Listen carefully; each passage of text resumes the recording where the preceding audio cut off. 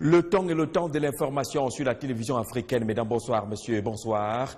Bienvenue à cette nouvelle édition du 20h. À la une du journal, des questions sur l'état de santé de la chaufferie traditionnelle au Cameroun et en Afrique. Pendant que plusieurs chaufferies traditionnelles sont mobilisées au palais des congrès de Yaoundé, la question reste encore posée. Qu'est-ce qui cause la disgrâce de la chaufferie traditionnelle? Les avis des spécialistes et de nombreux Africains rencontrés parlent de la politisation de la chaufferie traditionnelle, la perte des valeurs, mais également ce discrédit qui viennent des actions de corruption et autres qui alimentent toujours le quotidien de la chaufferie. Comment comprendre la disgrâce de la chaufferie traditionnelle? Ce sera le focus de cette édition du 20h. En politique, pas d'élection du côté de la République démocratique du Congo avant la fin d'année 2017. Ce ne sera non plus en 2018, mais plutôt en 2019, selon les informations et le calendrier rendu public par la Commission électorale nationale indépendante de la République démocratique du Congo, qui vient de publier ce calendrier après les pressions nationales et internationales. Les accords du 31 décembre ne seront pas respectés. On sait que le sujet a souvent divisé le monde politique en République démocratique du Congo et on craint de nouvelles violences et des débordements dans ce pays. Dans cette édition également, le Congo qui est à la recherche de nouvelles ressources économiques avec les difficultés rencontrées par l'état de santé économique du pétrole. Il faut diversifier les revenus, chercher d'autres moyens pour survivre. Le Premier ministre, chef du gouvernement, a essayé de présenter cet engagement de l'État congolais à rechercher de nouvelles sources hors pétrole pour essayer de traverser les difficultés économiques rencontrées en ce moment. Mesdames, voilà pour la vitrine du journal. Une fois de plus, bonsoir et bienvenue. On ouvre cette édition rapidement par ces nouvelles qui font aujourd'hui le tour des réseaux sociaux et alimentent pratiquement ce qu'on appelle les plateaux de débat sur les chaînes d'information en continu. Les États-Unis d'Amérique viennent d'annoncer le retrait de l'UNESCO, l'Organisation des Nations Unies pour l'éducation et la culture, une information qui arrive comme un coup de tonnerre sur ciel clair. La République de Donald Trump n'accepte pas les positions de l'UNESCO et pense que cette organisation est pro-israélienne et naturellement, on le sait aussi, cette position avait déjà été prise par les États-Unis avec l'arrêt de contributions financières parce que l'UNESCO à cette époque avait intégré la Palestine en son sein. C'était en 2011. Cependant, les États-Unis vont conserver le statut d'observateur, précise le département d'État américain. C'est une décision que la directrice générale de l'UNESCO regrette profondément. Nous y reviendrons. Et puis sur place au Cameroun, c'était encore montée d'adrénaline au quartier Loncac, au siège de la société Stessi, l'ancienne base de l'Obus et la Sotuc. Les ex-employés de l'Obus sont encore revenus après une première manifestation il y a de cela un mois. Ils revendiquent toujours le paiement des arriérés de salaire et leurs droits sociaux. Environ 600 millions de francs CFA revendiqués. Nouvelle colère, nouvelle grève, nouvelle paralysie également. Florent Zanga. Les ex-employés de la société Lobus ont promis il y a un mois de revenir si le gouvernement ne prenait pas en compte leurs revendications. Le paiement de près de 600 millions de francs CFA d'arrêt de salaire, représentant 16 mois de salaire impayés. Dernièrement, nous avons fait la même chose. Le sous-préfet est venu. Le sous-préfet nous a demandé de lâcher et qu'il va voir le Premier ministre et tout le monde. Maintenant, depuis ce temps, dès qu'il est parti, il n'a rien fait. Nous sommes à la même position. Donc nous avons compris maintenant que c'est des gens qui nous trompent. De démarche en démarche, depuis plusieurs mois, ils font des pieds de grue à répétition devant l'entrée de leur ancienne société, aujourd'hui rachetée par la nouvelle société de transport urbain de Yaoundé, Stessi, qui dit avoir tout reversé. Ça devient ridicule. On est en train de ridiculiser le sous-préfet. Or, il vient ici, il nous demande de laisser. Maintenant, nous avons dit que nous voulons notre argent ou nous voulons ces gens-là, qu'ils viennent nous dire une parole de vérité. 3 liquidateurs judiciaires avaient alors été nommés selon les ex-employés. Après 3 rencontres entre les deux parties, aucune solution n'a été trouvée. Ça fait de cela au moins un mois aujourd'hui que ce comité est créé. Mais malheureusement, on a pu rencontrer le liquidateur qui nous a fait comprendre qu'on ne lui a pas encore donné les bureaux, qu'on ne liquide pas une société dans la rue. première des choses, on nous paye notre argent, ou alors ils viennent nous embarquer, ils nous amènent, comme d'habitude, on nous enferme. Là, nos enfants qui sont dans des maisons et nos femmes vont rester maintenant, sachant qu'ils n'ont plus de père et de mari. Une réunion entre délégués des ex-employés de la société Le Bus, le sous-préfet de Yaoundé 1er, le directeur général de la société Stécie et la communauté urbaine a eu lieu en fin de matinée ce jeudi. Mais les ex-employés expliquaient ce matin que si au sortir de cette dernière, rien n'est fait, ils ne quitteront pas l'enquête de la société Stécie et feront appel à leurs femmes et enfants. Pour coller à la bonne information concernant le retrait des États-Unis d'Amérique de l'UNESCO, les États-Unis reprochent à cette organisation d'être anti-israélienne. On le savait également, c'était une réunion d'évaluation de la gestion de la crise anglophone aujourd'hui à Buea. Le ministre délégué à la présidence de la Défense, Joseph Betty Assomo, était sur place avec les hauts gradés de la République pour faire le point. Comme vous le voyez dans ces images, le ministre accueilli par le gouverneur de la région du Sud-Ouest, Bernard Okalia Bilay. Nos reporters ont pris part à cette rencontre dite de haute sécurité. Bien difficile de traverser les filets de la sécurité, mais quelques informations quand même. On va tenter de joindre Michel Cyril Tchoungui. Michel Cyril Tchoungui, bonsoir. Que s'est-il dit aujourd'hui à Buea autour de la sécurité?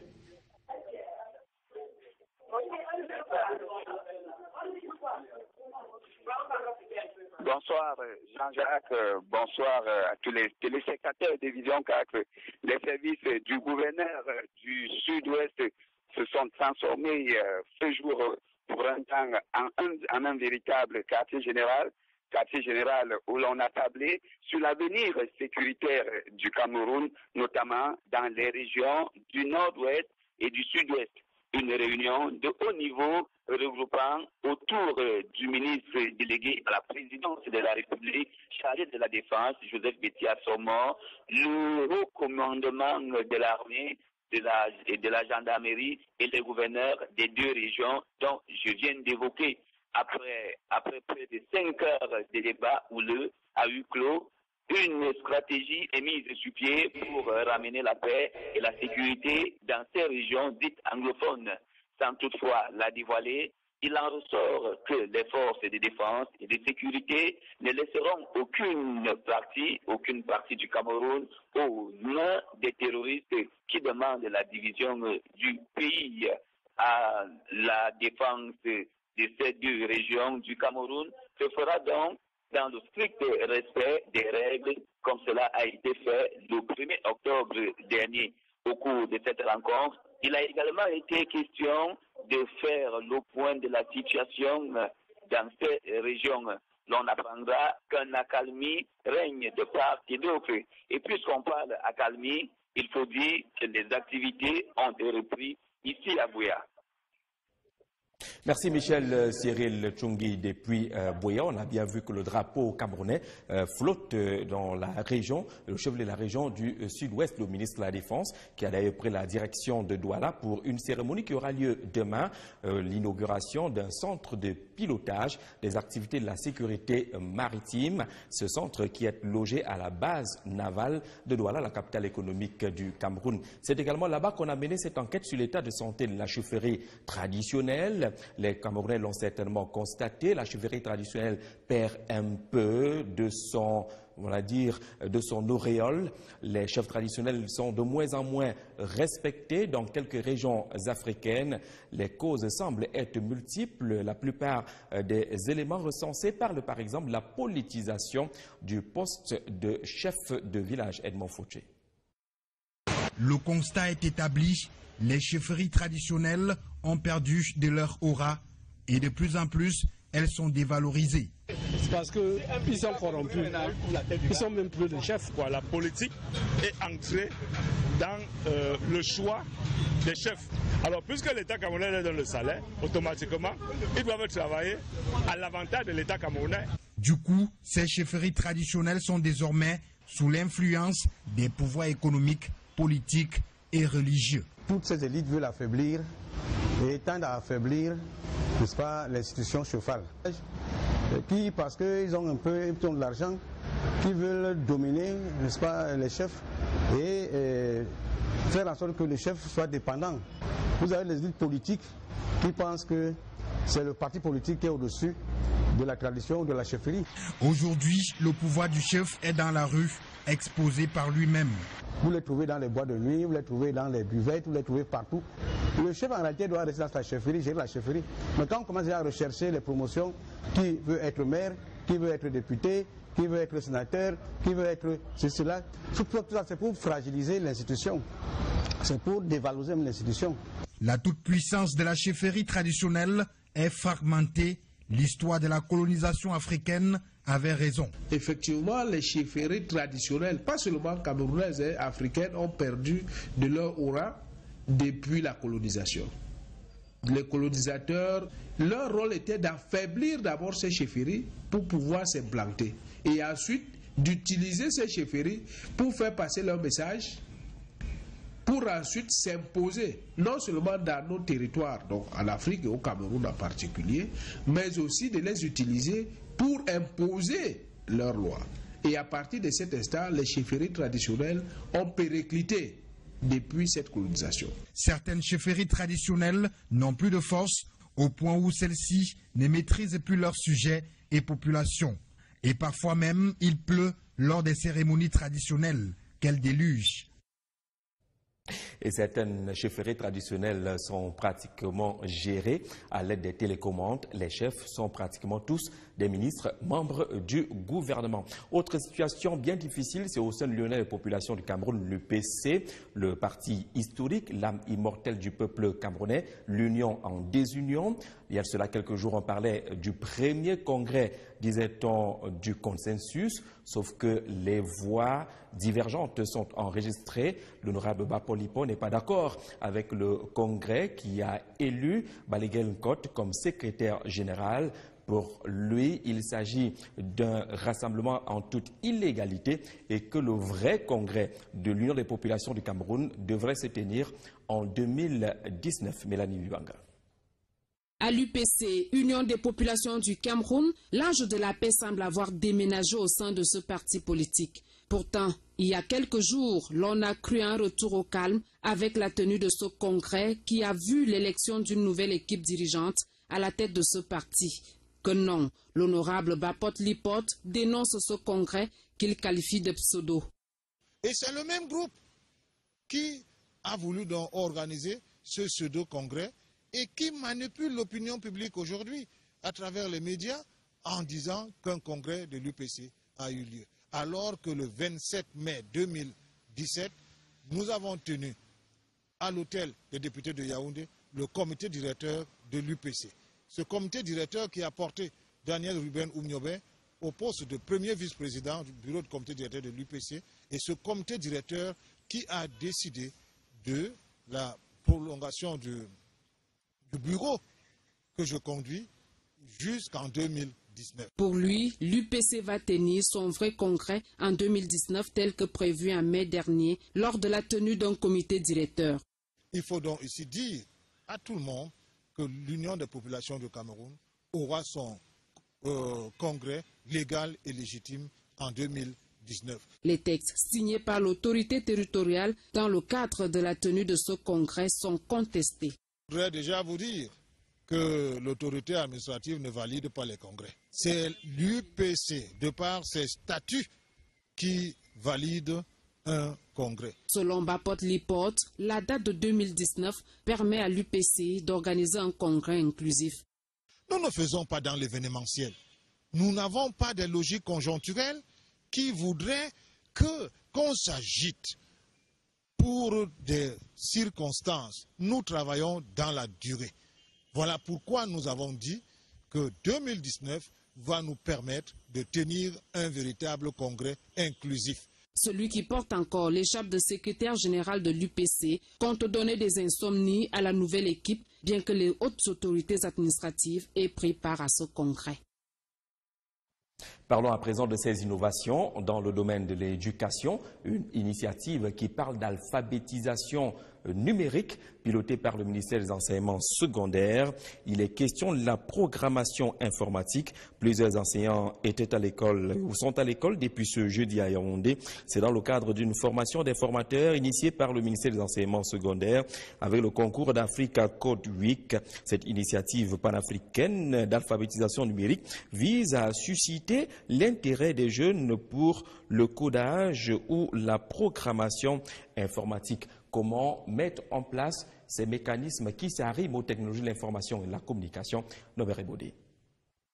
Deuxième en 2016 avec 62 918 apprenants initiés à la programmation informatique, le Cameroun se donne les moyens afin de se hisser sur le toit de l'Afrique avec l'édition 2017 d'Africa Code Week.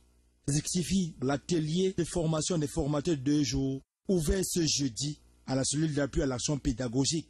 Nous avons formé lundi déjà dans la zone du littoral au lycée bilingue d'Edo 170 enseignants pour couvrir qui à leur tour iront enseigner dans les établissements du 18 au 25 octobre. Et nous sommes dans la zone du centre à Yaoundé particulièrement où à partir d'aujourd'hui nous devons former déjà 400 enseignants. Et jusqu'à demain nous devons former 580 enseignants qui à leur tour iront dans les zones pour pouvoir former les apprenants. À côté des formateurs, ce sont 500 000 jeunes issus des 35 pays qui devront recevoir les formations du 18 au 25 octobre prochain. Le Cameroun n'entend pas obtenir une portion congrue. L'année dernière, pour la seule région du centre, on a pu avoir près de 83 000 jeunes formés. Donc on pense qu'avec la couverture des 10 régions, on est capable d'atteindre plus de 400 000 élèves formés. L'autre défi et non des moindres sera aussi de réduire le fossé en termes d'initiatives entre l'Europe et le continent africain. L'Afrique étant en retard sur les objectifs d'anticipation, nous devons former la nouvelle jeunesse à pouvoir anticiper, à pouvoir planifier l'organisation, à pouvoir contrôler. Donc le maniement du code, c'est apprendre les enfants à planifier, contrôler et anticiper. Donc je crois que c'est pour nous permettre à l'horizon 2025 de pouvoir réduire le déficit intellectuel qui existe entre le nord et le sud. Il faut pouvoir équilibrer la balance et permettre à nos enfants d'être plus compétitifs que les enfants occidentaux aujourd'hui. Voilà. Le Cameroun engagé dans l'économie numérique doit davantage tirer profit des initiatives qui s'offrent à lui. C'est d'autant plus qu'il ambitionne de former 200 000 enseignants et initier plus de 5 millions de jeunes à la programmation informatique d'ici les 10 prochaines années. Le Cameroun également engagé dans l'amélioration de l'approche genre avec la femme placée au cœur des problématiques économiques. C'est l'objet d'un séminaire qui s'est ouvert à l'Assemblée nationale du Cameroun aujourd'hui et qui parle justement des droits, mais surtout l'autonomisation économique de la femme, plus nombreuse, parfois aussi entreprenante, mais absente des différentes sphères de décision. Comment faire pour repositionner la femme? La réflexion met également au cœur des débats l'approche menée par les bureaux parlementaires de la francophonie. Marceline Toussier. Les femmes représentent plus de la moitié de la population mondiale sur le plan géographique et sont indéniablement au cœur de la problématique de développement de tout pays. Même si le Cameroun compte 56 députés femmes de nos jours, soit 31,6%, beaucoup d'efforts restent encore à faire. C'est ce qui justifie la cérémonie d'ouverture du séminaire parlementaire qui a eu lieu ce jour au Cameroun et présidé par le très honorable Cavaillé Yegedi Bril. Les échanges qui ont débuté ce jour et qui s'achèveront demain portent sur un thème principal, à savoir protection des droits et autonomisation économique des femmes dans le cadre des objectifs de développement durable. C'est pour débattre des ODD et principalement le 5e et le 8e objectif qui concernent les femmes, qui portent sur l'autonomisation des femmes, sur le travail décent des femmes, bref, sur le bien-être des femmes et des filles. La cérémonie d'ouverture des travaux a comporté 4 interventions, parmi lesquelles celle de l'honorable Brigitte Mebandé, présidente du caucus, et celle de l'honorable Ipoubé Lydiane, députée à l'Assemblée nationale. Des interventions qui démontrent à suffisance le rôle phare que les femmes députées auront à jouer dans l'exercice de leur action gouvernementale pour mobiliser et sensibiliser les populations. Les objectifs de ce séminaire sont tels: assurer la protection des femmes et les rendre autonomes, et l'instauration de l'égalité de sexe pour éradiquer la pauvreté. Les participants à ce séminaire sont venus pour la plupart des pays membres de l'Assemblée parlementaire de la francophonie. Député en Suisse, un des plus jeunes députés du Parlement national, de l'Assemblée nationale suisse, et je suis membre de l'Assemblée parlementaire de la francophonie.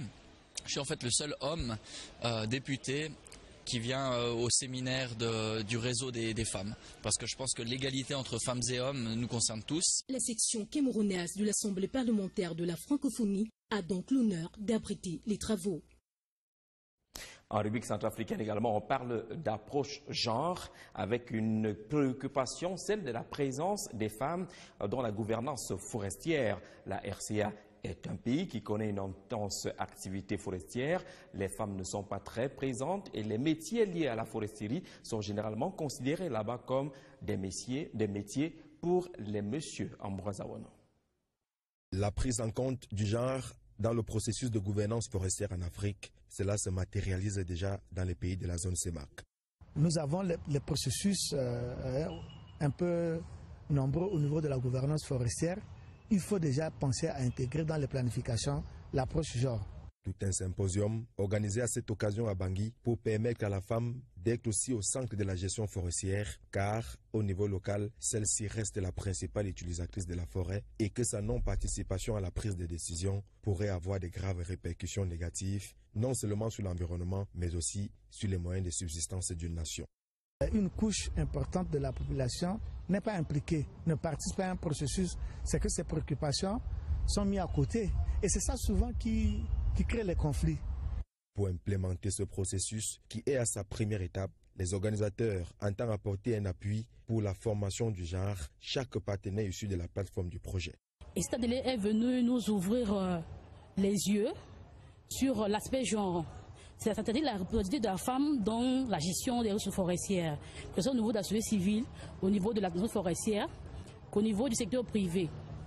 La femme doit être représentée à tous les niveaux des acteurs qui participent à la gestion pour que leurs préoccupations, leurs besoins soient prises en compte afin que cette gouvernance soit équilibrée. La participation de la femme est essentielle si on veut obtenir un résultat sur le plan économique favorable. Ces assises de Bangui s'inscrivent dans cette logique pour que toutes les couches en bénéficient, que ce soit au niveau local que national. Et à Bangui, vous le savez certainement, l'archevêque de Bangui est à Brazzaville. Il prend part aux travaux de la conférence épiscopale nationale du Congo. Sa prise de parole était très attendue, surtout que lors de cette prise de parole, il a évoqué la crise sécuritaire en République centrafricaine. Il est clair là-dessus, les troubles enregistrés en ce moment en RCA n'ont rien à voir avec la religion. Jean-Pierre Noël. En tant qu'invité d'honneur de la 46e édition de la conférence épiscopale de l'Église catholique du Congo-Brazzaville, le cardinal de Bangui, Dieudonné Zapalinga, est revenu sur la crise centrafricaine en mettant les choses au clair. Nous voyons qu'il y a un glissement qui s'est opéré au niveau religieux et nous voulons, en tant que leaders religieux, nous mettre ensemble et ce que nous avons fait, pasteurs, imams, prêtres, nous sommes mis ensemble pour dire non. Ce n'est pas une crise religieuse. Il fallait donc mettre de côté certains préjugés pour que le respect de notre prochain fasse partie de notre quotidien. Ce que le cardinal de Bangui a toujours su faire, d'où le conseil d'un aîné. Essayez un peu de conduire votre pays vers la paix réelle et véritable, voire durable. Ce qui veut dire qu'à la place de la violence, il faut privilégier le dialogue, rien à voir avec des raisons décalées de toute réalité. Ce que je retiens, c'est cet engagement indécrottable, définitif pour la paix.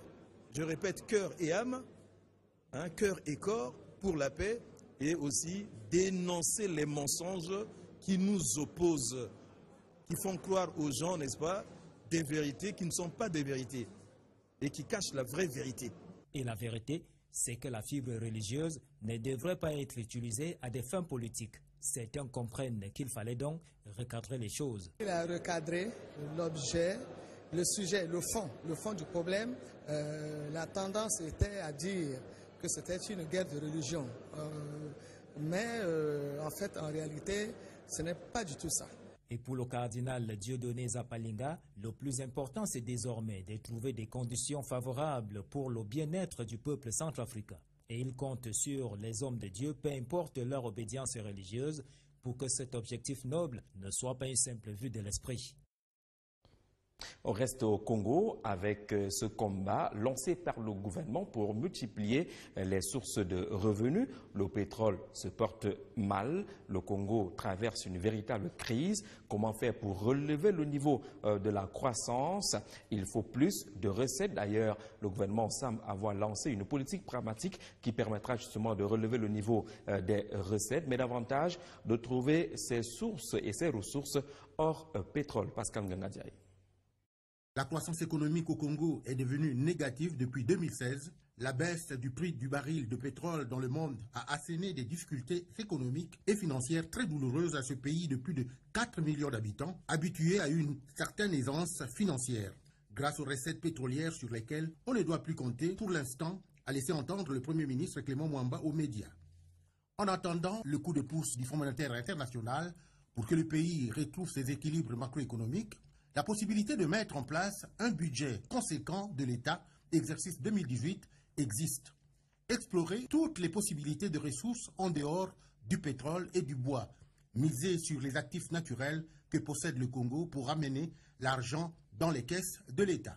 Imaginez un seul instant que nous venons à dire que désormais tous les Congolais devraient, pour sécuriser leur propriété, mais nos calculs rapides, ça nous ramènerait beaucoup de milliards.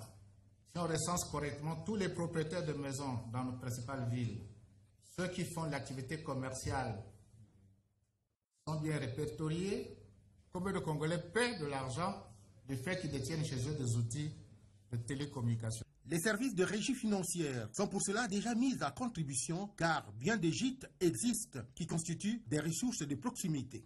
Donc les niches, il y en a beaucoup. Le secteur du ministère de l'économie et des finances, notamment au niveau du fisc, ils sont en train de faire un travail de recensement pour montrer que demain, lorsqu'on a un autre type de mesure, on en calcule le prix de mise en œuvre, la collecte, à un horizon 7 ou 8 mois, on peut redonner suffisamment de ressources à notre pays. Confiant, le Premier ministre congolais n'a pas caché son optimisme quant à la réussite de toutes ces actions qui sont posées par son gouvernement afin de renflouer au plus vite les caisses.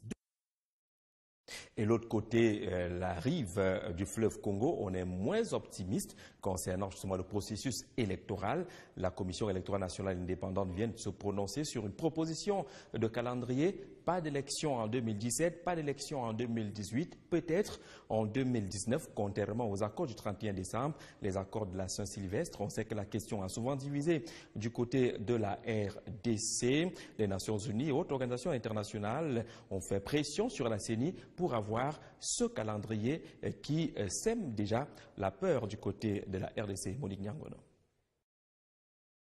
Et mercredi à Kinshasa, le président de la CENI, Corneille Nangaa, a fait comprendre aux délégués de la société civile et des partis politiques lors d'une rencontre à Kinshasa qu'en RDC, les élections ne devraient pas avoir lieu avant 2019.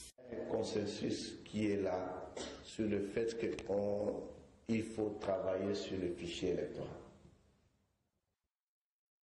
Ce faisant, nous avons donc jeté la feuille de route. Et cette feuille de route, dès décembre, nous annonçons que nous avons besoin de 16 mois et 1 jour. Nous l'avons dit parce que c'est une question de responsabilité. Ces rencontres ont été classées dans le cadre des échanges entre partenaires selon l'avis de plusieurs responsables. Ces séances de sensibilisation ont précédé la réunion qui devait rassembler ce jeudi le Conseil national du suivi de l'accord du 31 décembre. Selon la commission électorale, il faut 504 jours pour pouvoir organiser les 3 scrutins, notamment les législatives, présidentielles et provinciales. Donc, les élections en RDC sont prévues pour le mois d'avril 2019. Et c'est à partir de la fin de l'enrôlement des électeurs, a expliqué la CENI. Autre désaccord, celui du G7 qui pense que la démarche de la CENI viole l'accord du 31 décembre. Tout compte fait, le calendrier électoral sera probablement délivré ce week-end à l'issue de la tripartite la CNSA, la CENI et le gouvernement. On parle également élection du côté du Kenya. Les 8 candidats qui étaient déjà en lice lors du scrutin récemment annulé par les autorités compétentes sont appelés à compétir. On sait déjà que Raila Odinga avait retiré sa candidature. Après l'annonce de cette information sur la reconduction des 8 candidats, les pro-Raila Odinga annoncent de nouvelles manifestations. Ils pensent que cette élection devrait être purement et simplement annulée. Sidoine Monkam.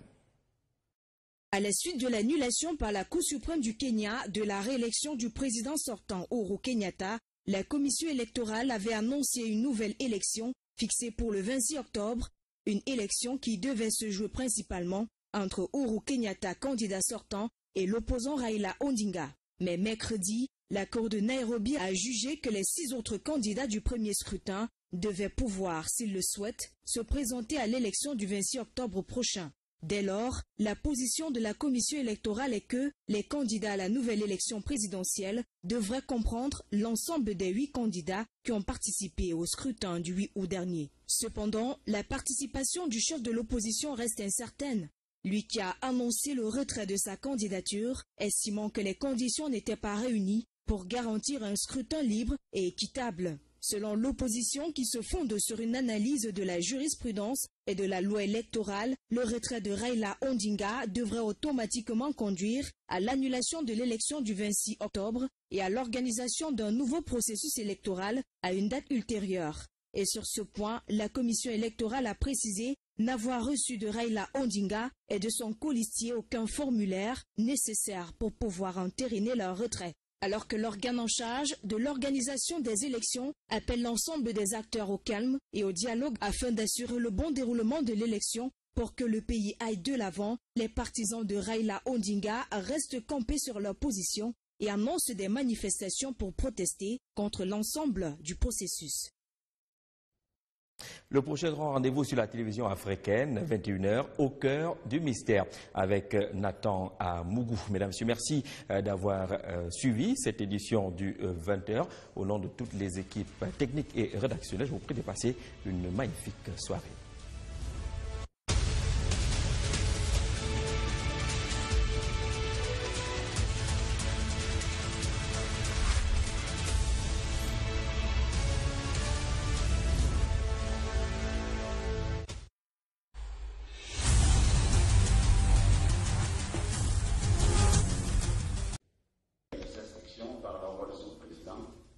Les femmes représentent plus de la moitié de la population mondiale sur le plan géographique et sont indéniablement au cœur de la problématique de développement de tout pays. Même si le Cameroun compte 56 députés femmes de nos jours, soit 31,6%, beaucoup d'efforts restent encore à faire. C'est ce qui justifie la cérémonie d'ouverture du séminaire parlementaire qui a eu lieu ce jour au Cameroun et présidé par le très honorable Cavaillé Yegedi Bril. Les échanges qui ont débuté ce jour et qui s'achèveront demain portent sur un thème principal, à savoir protection des droits et autonomisation économique des femmes dans le cadre des objectifs de développement durable. C'est pour débattre des autres deux et principalement le 5e et le 8e objectif qui concernent les femmes, qui portent sur l'autonomisation des femmes, sur le travail décent des femmes, bref, sur le bien-être des femmes et des filles. La cérémonie d'ouverture des travaux a comporté 4 interventions, parmi lesquelles celle de l'honorable Brigitte Mebandé, présidente du caucus, et celle de l'honorable Ipoubé Lydiane, députée à l'Assemblée nationale. Des interventions qui démontrent à suffisance le rôle phare que les femmes députées auront à jouer dans l'exercice de leur action gouvernementale pour mobiliser et sensibiliser les populations. Les objectifs de ce séminaire sont tels: assurer la protection des femmes et les rendre autonomes, et l'instauration de l'égalité de sexe pour éradiquer la pauvreté.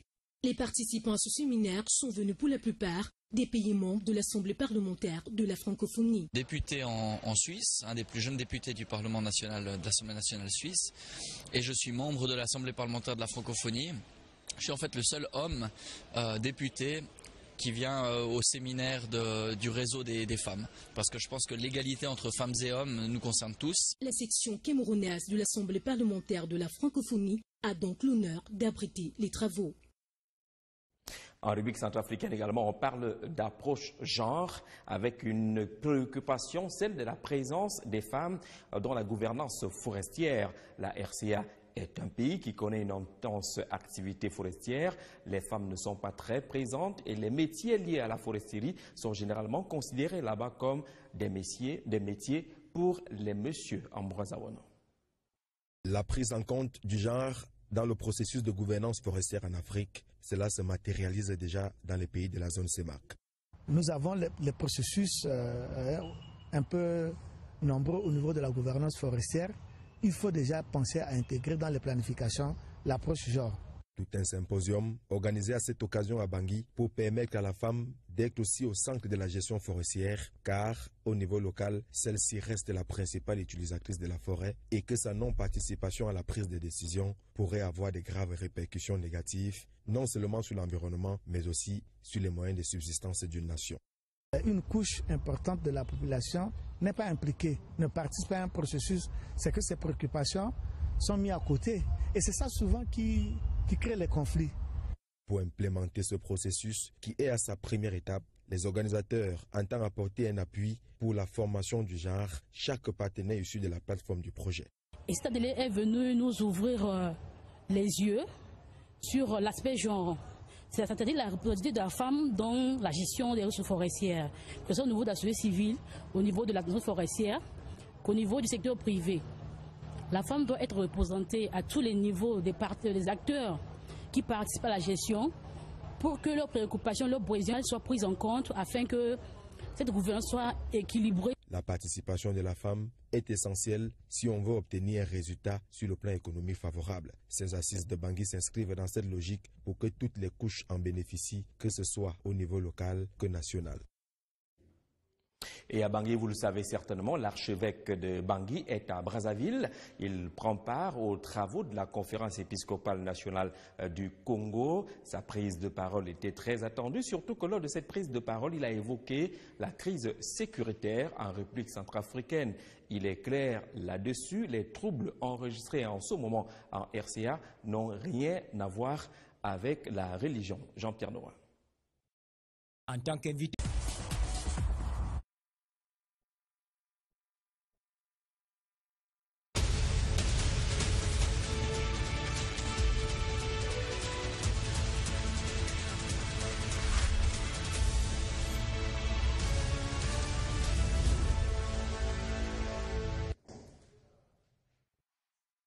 Le temps est le temps de l'information sur la télévision africaine. Mesdames, bonsoir, messieurs, bonsoir.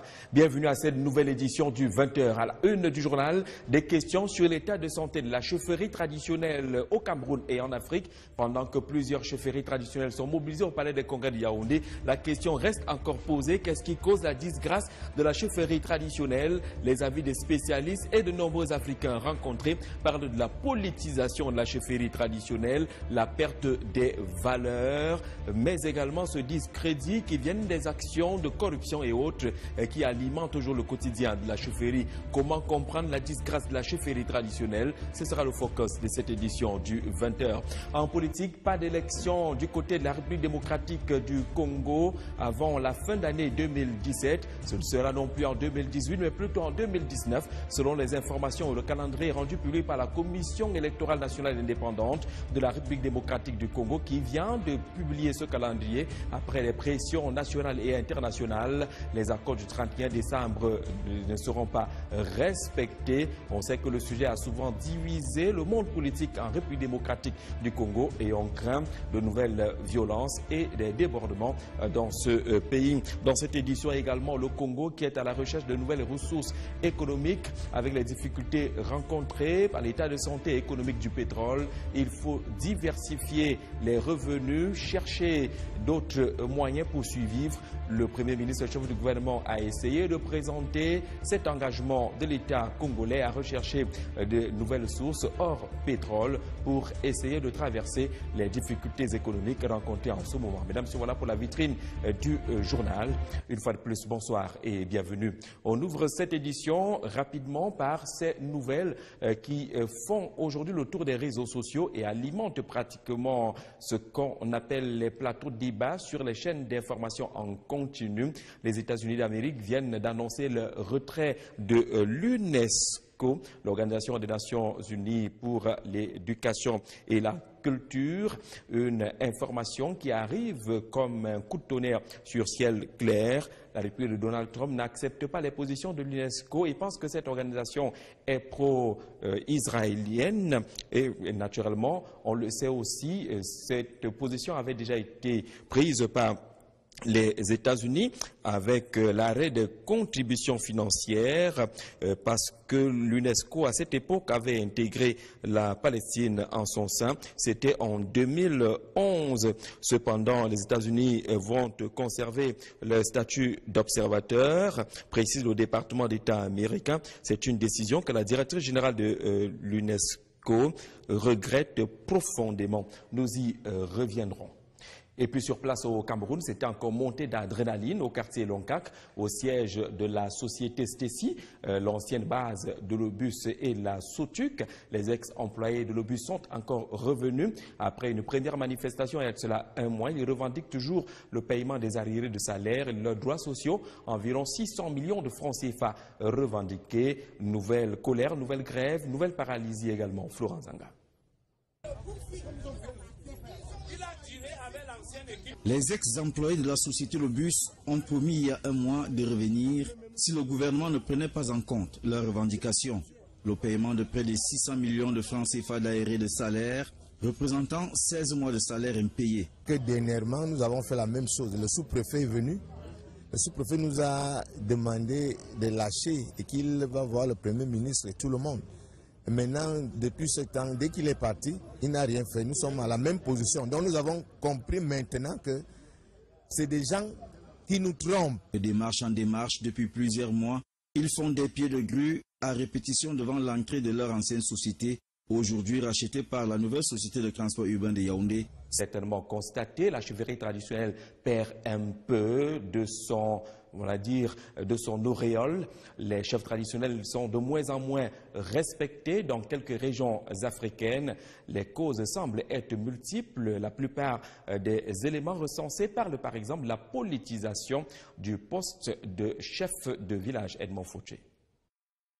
Le constat est établi, les chefferies traditionnelles ont perdu de leur aura et de plus en plus, elles sont dévalorisées. C'est parce qu'ils sont corrompus. Ils sont même plus de chefs. La politique est entrée dans le choix des chefs. Alors, puisque l'État camerounais leur donne le salaire, automatiquement, ils doivent travailler à l'avantage de l'État camerounais. Du coup, ces chefferies traditionnelles sont désormais sous l'influence des pouvoirs économiques, politiques et religieux. Toutes ces élites veulent affaiblir et tendent à affaiblir, n'est-ce pas, l'institution chauffale. Qui, parce qu'ils ont un peu de l'argent, qui veulent dominer, n'est-ce pas, les chefs et faire en sorte que les chefs soient dépendants. Vous avez les élites politiques qui pensent que c'est le parti politique qui est au-dessus de la tradition ou de la chefferie. Aujourd'hui, le pouvoir du chef est dans la rue, exposé par lui-même. Vous les trouvez dans les bois de nuit, vous les trouvez dans les buvettes, vous les trouvez partout. Le chef en réalité doit rester dans sa chefferie, gérer la chefferie. Mais quand on commence à rechercher les promotions, qui veut être maire, qui veut être député, qui veut être sénateur, qui veut être cela, tout ça c'est pour fragiliser l'institution. C'est pour dévaloriser l'institution. La toute-puissance de la chefferie traditionnelle est fragmentée. L'histoire de la colonisation africaine avait raison. Effectivement, les chefferies traditionnelles, pas seulement camerounaises et africaines, ont perdu de leur aura depuis la colonisation. Les colonisateurs, leur rôle était d'affaiblir d'abord ces chefferies pour pouvoir s'implanter et ensuite d'utiliser ces chefferies pour faire passer leur message, pour ensuite s'imposer, non seulement dans nos territoires, donc en Afrique et au Cameroun en particulier, mais aussi de les utiliser pour imposer leurs lois. Et à partir de cet instant, les chefferies traditionnelles ont périclité depuis cette colonisation. Certaines chefferies traditionnelles n'ont plus de force au point où celles-ci ne maîtrisent plus leurs sujets et populations. Et parfois même, il pleut lors des cérémonies traditionnelles. Quel déluge! Et certaines chefferies traditionnelles sont pratiquement gérées à l'aide des télécommandes. Les chefs sont pratiquement tous des ministres membres du gouvernement. Autre situation bien difficile, c'est au sein de l'Union des populations du Cameroun, l'UPC, le parti historique, l'âme immortelle du peuple camerounais, l'union en désunion. Il y a cela quelques jours, on parlait du premier congrès, disait-on, du consensus, sauf que les voix divergentes sont enregistrées. L'honorable Bapolipo n'est pas d'accord avec le congrès qui a élu Baliguel Nkot comme secrétaire général. Pour lui, il s'agit d'un rassemblement en toute illégalité et que le vrai congrès de l'Union des populations du Cameroun devrait se tenir en 2019. Mélanie Lubanga. À l'UPC, Union des populations du Cameroun, l'âge de la paix semble avoir déménagé au sein de ce parti politique. Pourtant, il y a quelques jours, l'on a cru un retour au calme avec la tenue de ce congrès qui a vu l'élection d'une nouvelle équipe dirigeante à la tête de ce parti. Que non, l'honorable Bapot Lipot dénonce ce congrès qu'il qualifie de pseudo. Et c'est le même groupe qui a voulu donc organiser ce pseudo-congrès et qui manipule l'opinion publique aujourd'hui à travers les médias en disant qu'un congrès de l'UPC a eu lieu. Alors que le 27 mai 2017, nous avons tenu à l'hôtel des députés de Yaoundé le comité directeur de l'UPC.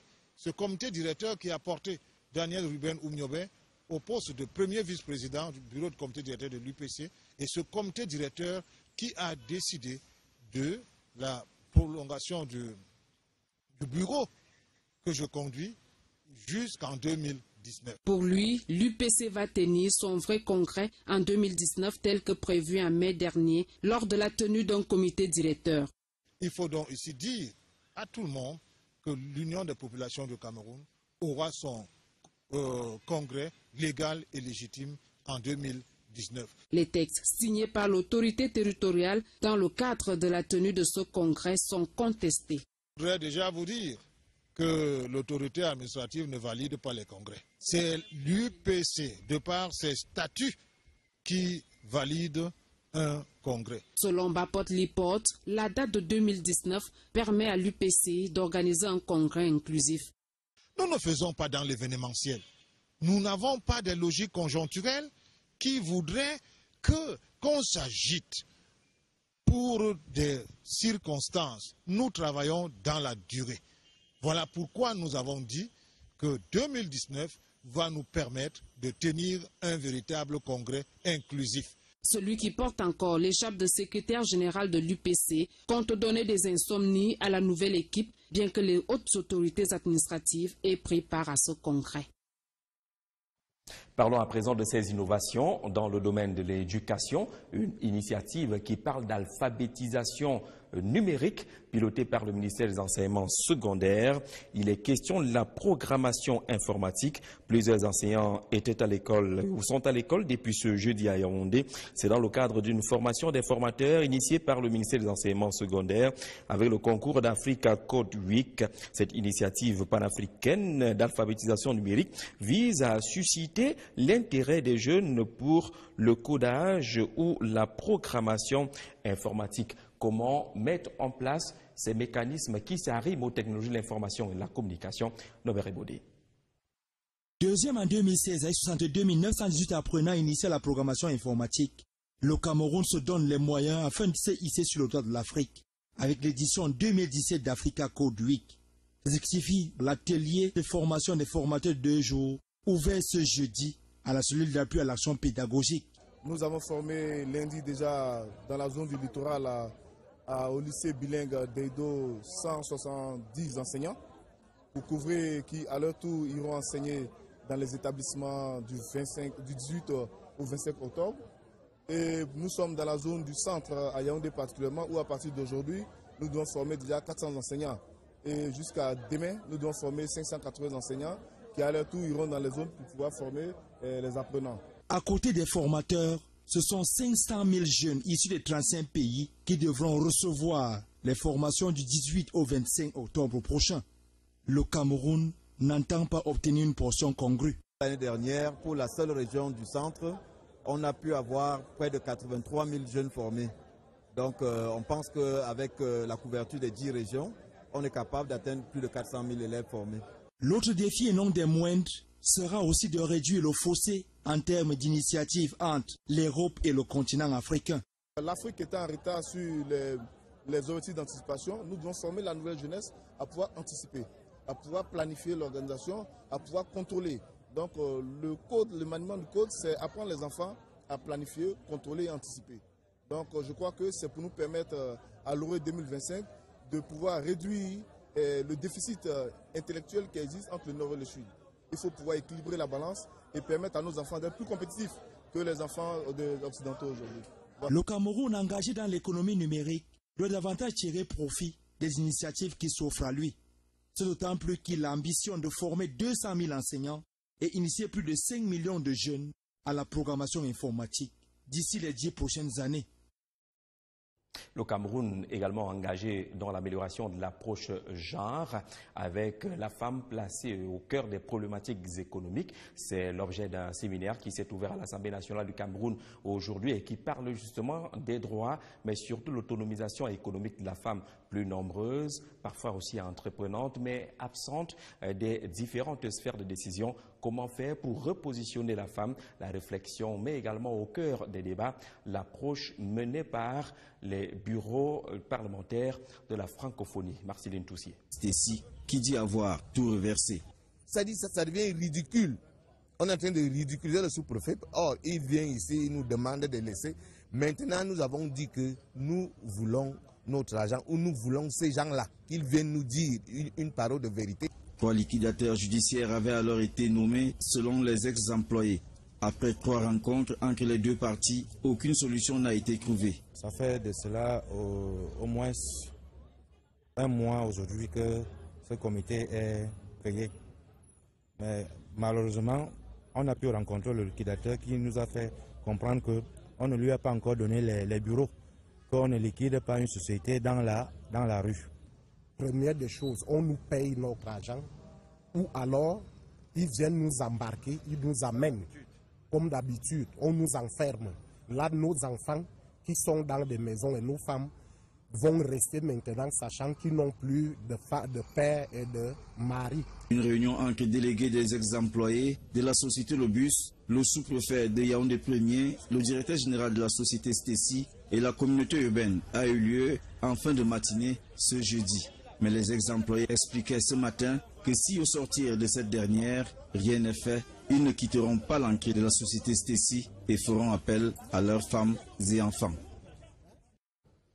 Pour coller à la bonne information concernant le retrait des États-Unis d'Amérique de l'UNESCO, les États-Unis reprochent à cette organisation d'être anti-israélienne. On le savait également, c'était une réunion d'évaluation de la gestion de la crise anglophone aujourd'hui à Boya. Le ministre délégué à la présidence de la Chambre de la Défense, Joseph Betty Assomo, était sur place avec les hauts gradés de la République pour faire le point. Comme vous le voyez dans ces images, le ministre accueilli par le gouverneur de la région du Sud-Ouest, Bernard Okalia Bilay. Nos reporters ont pris part à cette rencontre dite de haute sécurité. Bien difficile de traverser les filets de la sécurité, mais quelques informations quand même. On va tenter de joindre Michel Cyril Tchungi. Michel Cyril Tchungi, bonsoir. Que s'est-il dit aujourd'hui à Boya autour de la sécurité?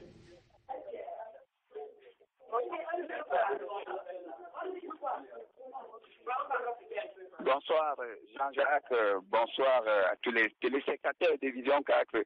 Les services du gouverneur du Sud-Ouest se sont transformés ce jour pour un temps en un véritable quartier général où l'on a tablé sur l'avenir sécuritaire du Cameroun, notamment dans les régions du Nord-Ouest et du Sud-Ouest. Une réunion de haut niveau regroupant autour du ministre délégué à la présidence de la République chargé de la Défense, Joseph Betty Assomo, le haut commandement de l'armée et de la gendarmerie et les gouverneurs des deux régions dont je viens d'évoquer. Après près de 5 heures de débat houleux à huis clos, une stratégie est mise sur pied pour ramener la paix et la sécurité dans ces régions dites anglophones. Sans toutefois la dévoiler, il en ressort que les forces de défense et de sécurité ne laisseront aucune partie du Cameroun aux mains des terroristes qui demandent la division du pays. À la défense de ces deux régions du Cameroun se fera donc dans le strict respect des règles, comme cela a été fait le 1er octobre dernier. Au cours de cette rencontre, il a également été question de faire le point de la situation dans ces régions. L'on apprendra qu'un accalmie règne de part et d'autre. Et puisqu'on parle accalmie, il faut dire que les activités ont repris ici à Buea. Merci Michel Cyril Tchungui depuis Buea. On a bien vu que le drapeau camerounais flotte dans la région, le chef de la région du sud-ouest, le ministre de la Défense, qui a d'ailleurs pris la direction de Douala pour une cérémonie qui aura lieu demain, l'inauguration d'un centre de pilotage des activités de la sécurité maritime. Ce centre qui est logé à la base navale de Douala, la capitale économique du Cameroun. C'est également là-bas qu'on a mené cette enquête sur l'état de santé de la chaufferie traditionnelle. Les Camerounais l'ont